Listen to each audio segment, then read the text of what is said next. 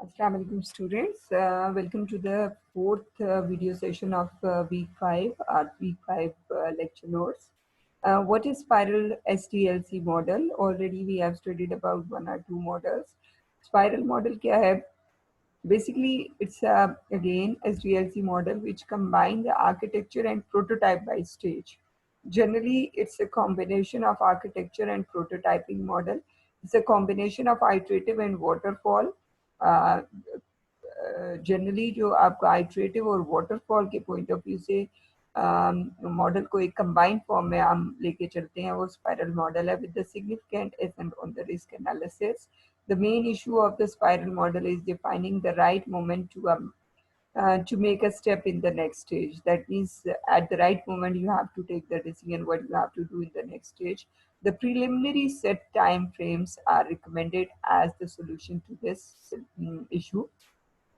You have to again you have to find out set time frames are recommended as the solution to this issue. This shift to the next stage is done according to the plan even if the work on the previous stage is not done yet. The plan is introduced basing on the statistic data received during the previous project, even from the personal developer's experience. That means if you want to introduce some specific plan or some specific data you want to introduce at any stage, so you can introduce. And if you want to, even if the work on the previous stage is not done yet, you can shift to the next stage according to the plan. And if you want to make the changes, you can make in that specific, you can say model. And this received during the, if you have any experience on the basis of your previous projects and personal experiences and so on, you can add on the basis of your experience, you can make the changes in the next stage also.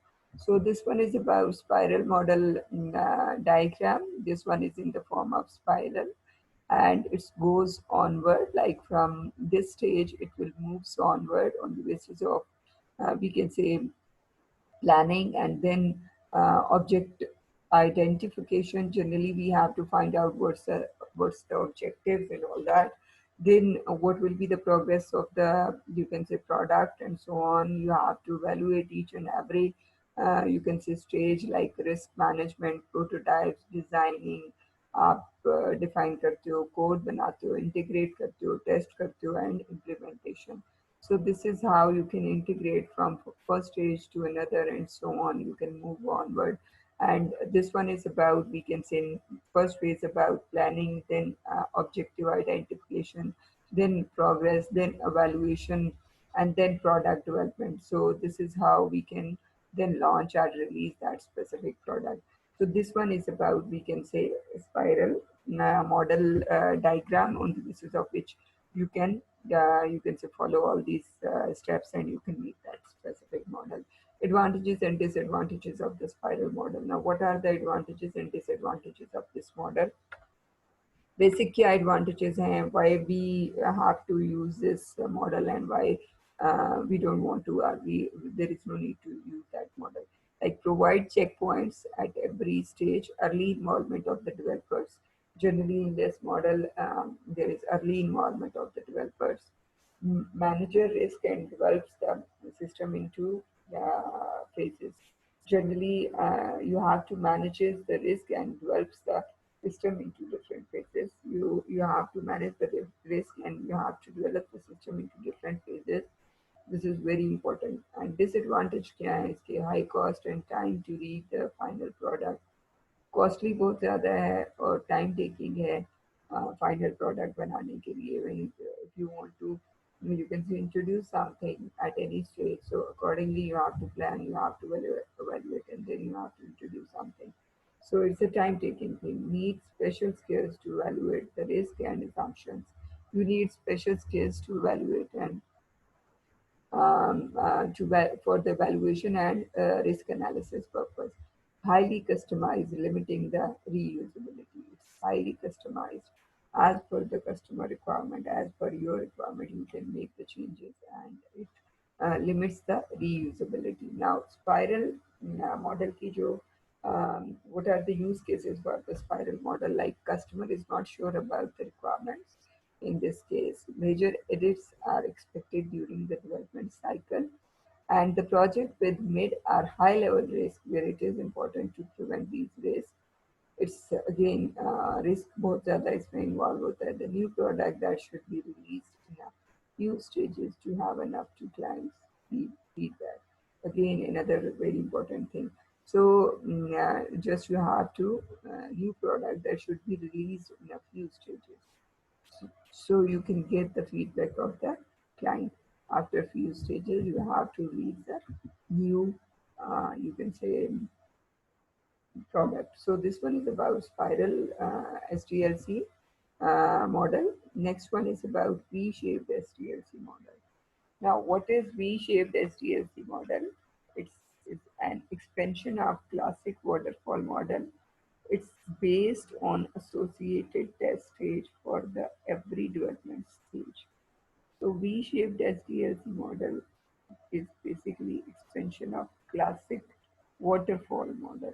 Generally again सारी stages के अंदर हमने waterfall को embed किया हुआ है, because waterfall में one by one हम stages को लेके चलते हैं. तो उसमें जब हम changes करते हैं तो waterfall से हम differentiate में model convert करते हैं. So it's an expansion of classic waterfall model, and it's based on associated test stage for the every development stage. So you have to test every stage, every development stage you have to test. This is a very strict model. Again, very important thing. And the next stage is started only after the previous phase. First, you have to complete the first phase, then you can move onward. So this is very important. This is also called validation and verification model, and every stage has the current process control to make sure that the conversions to the next stage is possible. So every stage has the current process control. So you have to make sure कि आपकी अगर एक first stage complete होती है according to the requirement of that stage, then you can move to the next stage. So this one is about V-shaped, and it's a strict model. Now this one is the diagram of V-shaped model, students. This is requirement design, acceptance test, which we can say system design, system test.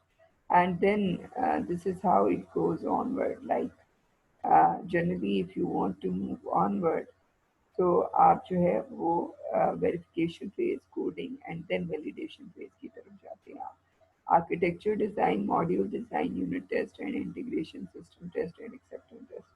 So these are the different, we can say, phases जिनके through we have to go through from this model, and then we have to go onward, like verification and then validation phases, जिसको हम कहते होते हैं whatever the, you can say, unit test करते हैं हम, फिर integrate करते हैं, system test करते हैं, and then acceptance test होता है कि okay fine, this is accepted and all that.